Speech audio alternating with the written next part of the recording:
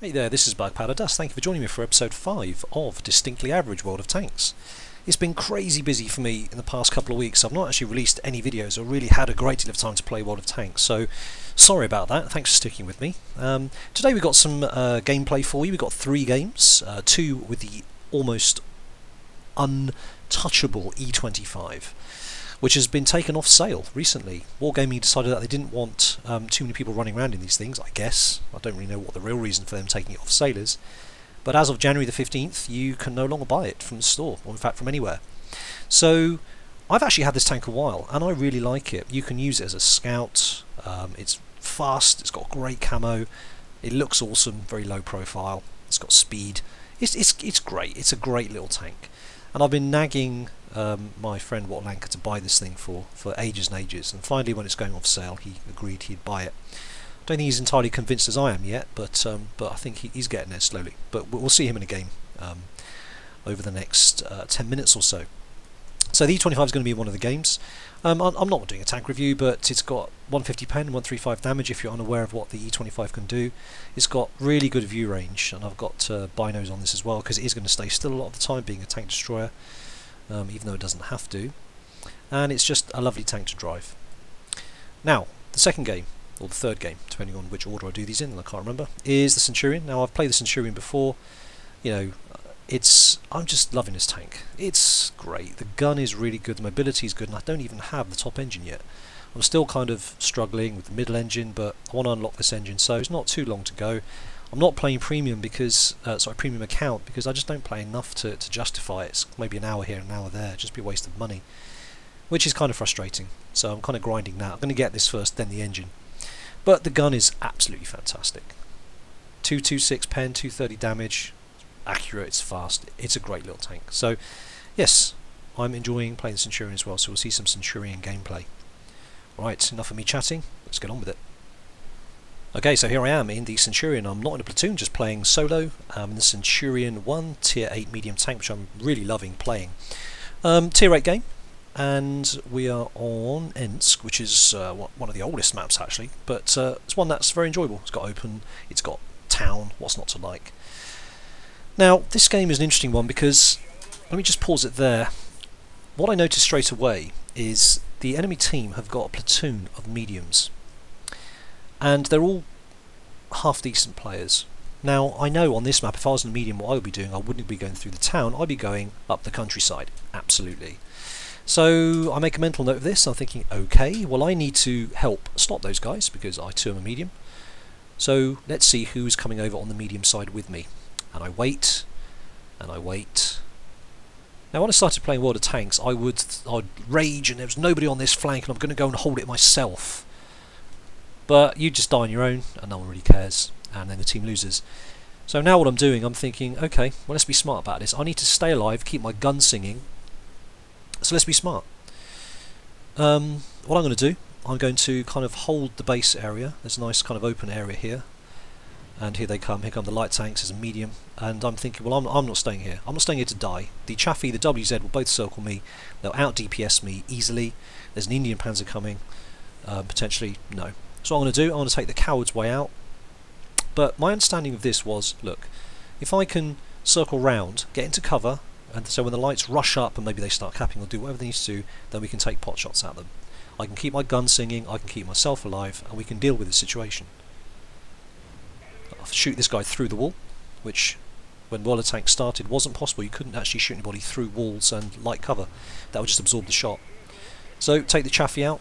The WZ's in trouble. He's got a T-37 on him. And here come the Type 59s and the Indian Panzer also. So I called it right.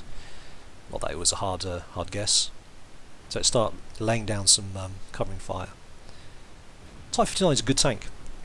It's not as good as it used to be, but in the hands of a competent player, especially a platoon of them, they can be quite hard to deal with. So I'm putting a shot and track him. Don't think he's necessarily seen me, but he certainly isn't aiming at me. He's shooting at the KV-85, I think, which is a curious choice really, considering it's a tier 6 vehicle. And I'm capable of doing much more damage, and I actually don't have very good armour, so maybe he hasn't seen me. Anyway, so keeping the gun singing, but we've got this now. Some other tanks have come back. KV-85 is getting a battering. Everyone seems to be shooting at him. Maybe they're primarying their targets, I honestly don't know, but it seems curious. But I'm taking evasive action anyway, trying to just keep myself as exposed as little as possible. Maybe the KV-85 isn't, and that's what the problem is. He's just exposing himself, so they're shooting at targets that they can shoot at. Anyway, we lose our arty. Arty's gone. We've got a T-34 weighing in now. I'm just concentrating on these Type 59s because they're good players and they're good tanks.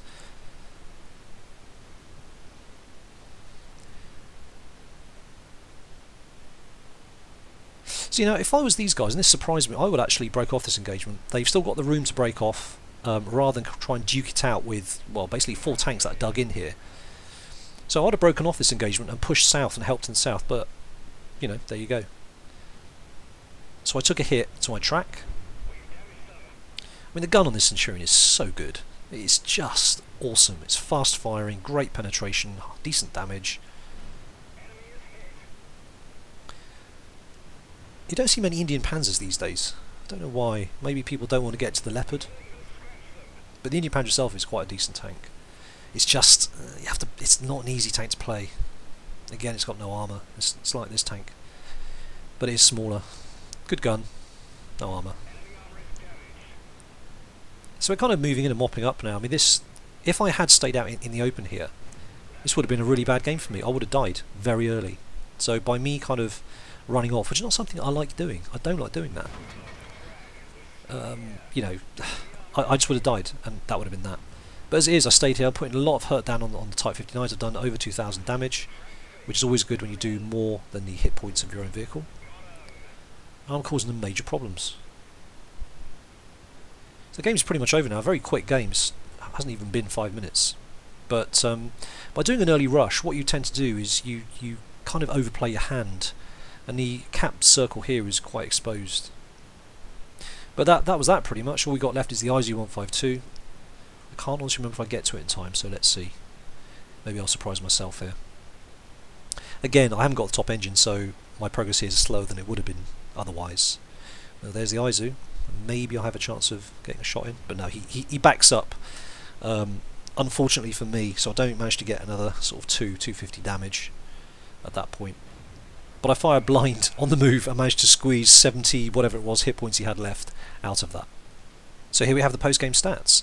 As you can see, it wasn't an amazing game, but it was fun, and I thought it was quite interesting. Mastery 2, fire for effect, cause more damage to enemy vehicles than hit points of your vehicle, which is an important measure, I think. And I'm glad Wargaming put in a ribbon for that, because people hopefully will try and achieve that themselves. Damage enemy vehicles, modules, or injure crew members at least 5 times in the battle. And you can see over here is the Type 59s that did that for me. I mean, I was hurting the 59s all the way through. Probably a lot of track damage. So Team Skull came second in the amount of damage I did, which isn't bad for a medium. Pretty happy with that. Yes, it was a tier 8 game rather than a tier 9 or a tier 10, but I'm still reasonably happy with that. Detailed report, I mean, it wasn't a great money maker, it wasn't a great experience, but you know what, I enjoyed it, and that's the main thing. Okay, so here we are on Mountain Pass. Myself and my friend Watt Lanker are platooned up in the E25 premium German tier 7 tank destroyer. And as usual with tank destroyers on this map, especially fast ones like the E25, I want to head to the H4 area. Now I'm starting west of our base, so I'm going to get there much before what Lanker does. Depending on the amount of tanks that come with us, who are going to sweep round H1, G1, we'll then decide where what Lanker goes, because he's at the back, so he gets, unfortunately, the less glamorous part of this position.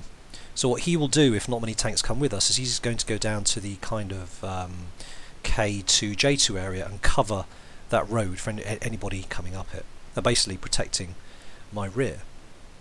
So I'm going to move up now to the H4 area, where I get a good firing position down where the T67 is, but also, equally as important, over to the bottom of the ice road over in the north, so to the D7 area. My view range will extend that far. Sorry, my render range will extend that far. So, providing someone spots for me, so I don't think my view range will extend quite that fast. So, providing someone spots for me, and the enemy is silly enough to come down to that corner, I can hit them. So we'll see that not many tanks coming with us, just a KV-1 is rolling down, and that's pretty much it. So what Lanker takes the option to go down, just basically cover that road if anybody appears. Now, at this point, I'm just going to pause it a sec. The enemy, I think, personally made a tactical mistake here, or they gambled. Let's just be charitable. They put their heavy tanks down in the middle there, where they're not being particularly effective in this kind of a D3 area.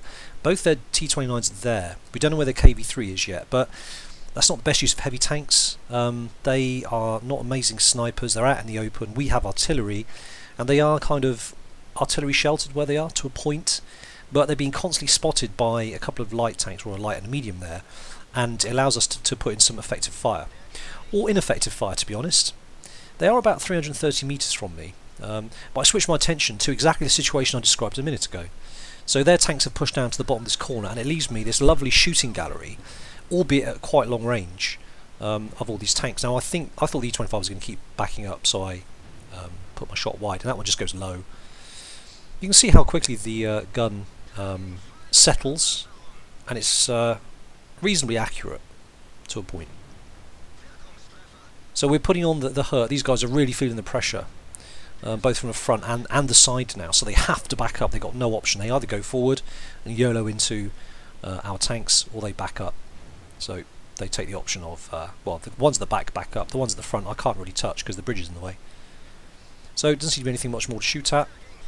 I think I thought I tracked the KV3, perhaps I didn't. So I switched my attention back to the T29s here, but at 300 metres, my gun penetration of, what have I got here? Yeah, 150. They are angled, and it's some distance, so the penetration does lose some power. Also, I can't really shoot their lower plate very effectively, certainly not accurately at this range anyway. So to be honest, I switched to gold ammo here, and it's still bouncing, so a little bit frustrating. You know, I get the odd shot, maybe 1 in 4, but even using gold ammo, that's pretty poor. The T29's hull armour can be tough under the right circumstances. So Watlanka gets taken out by Arty, which is rather unfortunate. But we got a Cheeto who has gone up the left flank there in F1, so I know that the area over there is free of enemy tanks. So again, the T20, the medium, they had 2 T20s down there. They were both in the wrong place. You know, you don't want mediums taking on heavies head to head. Certainly not there. They need to be either in the middle, pushing the depression in front of me, or they need to be coming down the outside on the west side, supporting the heavy tanks. Having said that, we as a team, and me specifically, I'm not making a great job of chewing up these T29s. It's a very slow process. I'm going through gold, even though I'm not using it now, shells, and it just seems to me that the gold shells don't seem to be making any difference here whatsoever. So I'll switch back to normal and keep plugging away. Now you'll notice I'm firing through the trees, so the T29s can't see me. They cannot see what's hitting them and damaging them, which is great. It's putting them under a lot of pressure. I mean, half of the tanks is psychological game anyway. So I put them under a lot of pressure. They're getting dinged and pinged and taking damage. They can't see what's shooting them. Nothing is spotting me. The KV3 up there certainly doesn't have the view range. And now he's gone.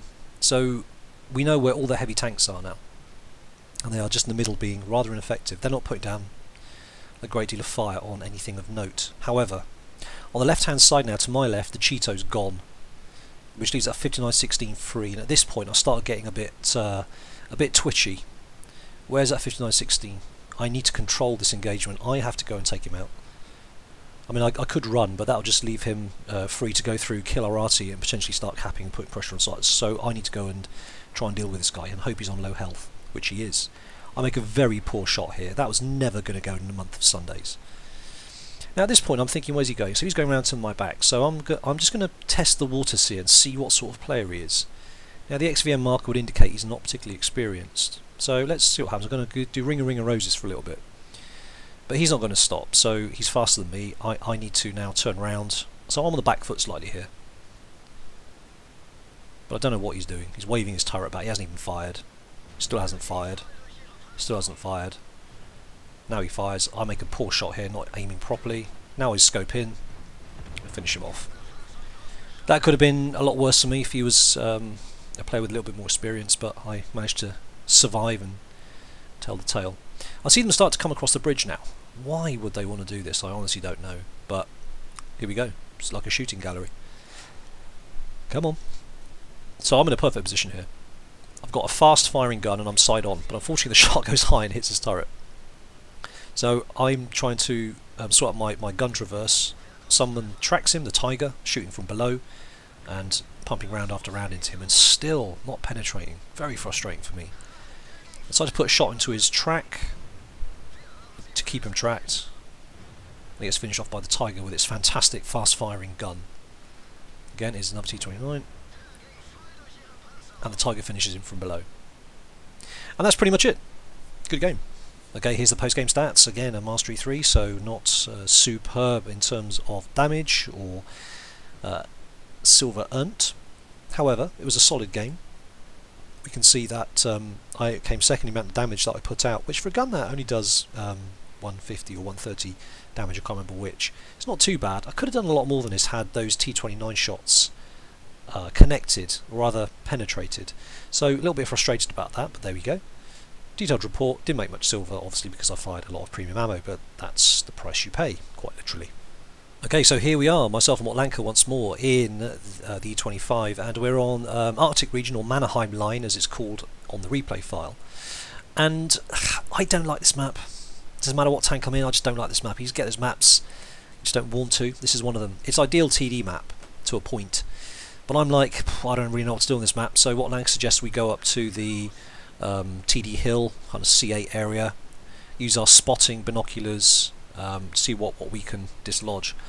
Unfortunately, at this point I'm thinking I hope this light doesn't go up here as well, because the RT is going that way and it's going to be quite crowded, and to be honest the light tank could be, well, scouting frankly.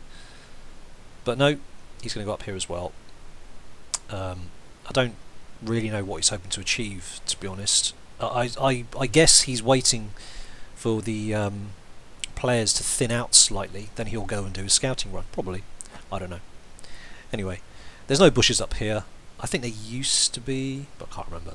But I feel quite exposed here. I'm not happy sitting here. Nothing's being spotted. They obviously haven't put any tanks in the middle yet. And I'm thinking, well, is this a good use of our time? It's a tier 7 game. We're tier 7 tank destroyers. We're platooned. We should be making much better use of ourselves. And the south is looking quite light in terms of the amount of tanks we've got. We've got 2 meds and a TD. So I say to Watlanka, let's go. We're not doing any good here. Let's move. So we swing round to the left hand side in order to better cover the middle of the map, so that kind of lake area. That's probably the best use of our time. We certainly don't want to go south because TDs have no place there unless they're very heavily armoured, like maybe the Jagdtiger 88 or the AT, or other similarly heavily armoured TDs.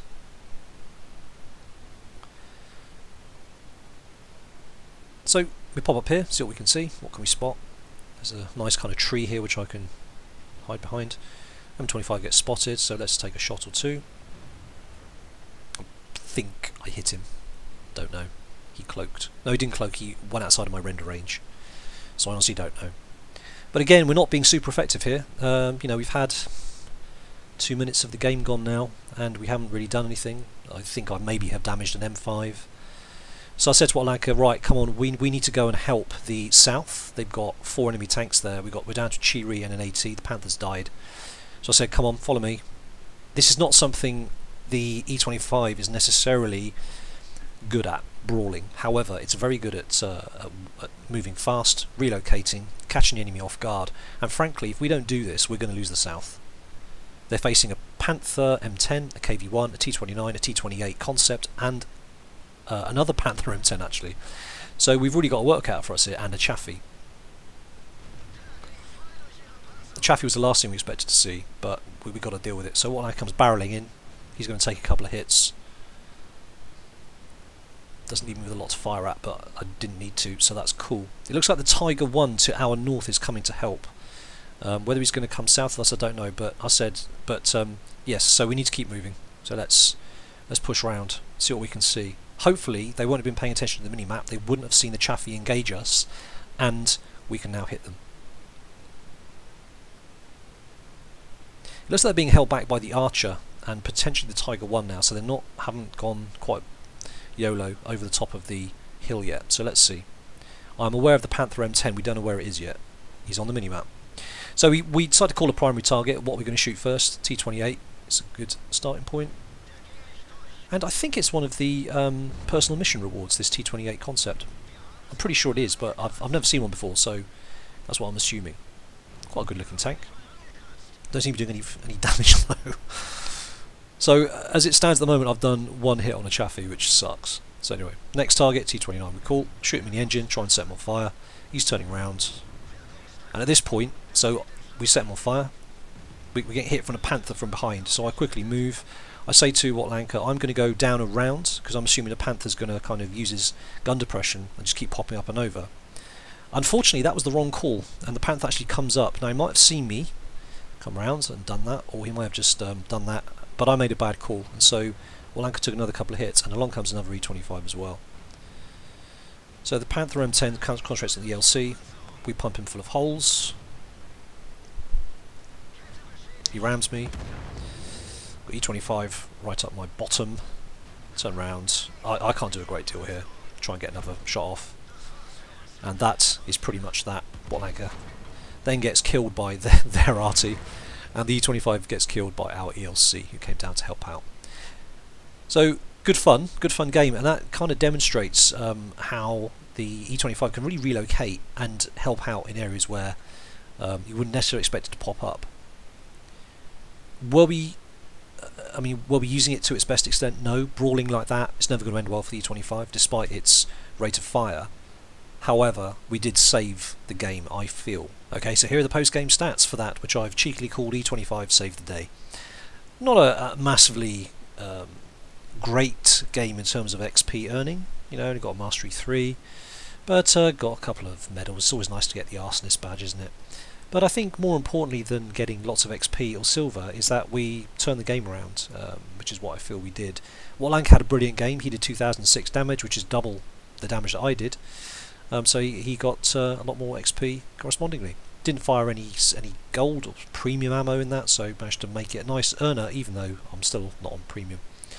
So there we go. Well, I hope you enjoyed those 3 games, the 2 E25s and the Centurion game. They were all fairly short, but I think the games themselves were quite interesting. And World of Tanks is really about trying to enjoy yourself when you play.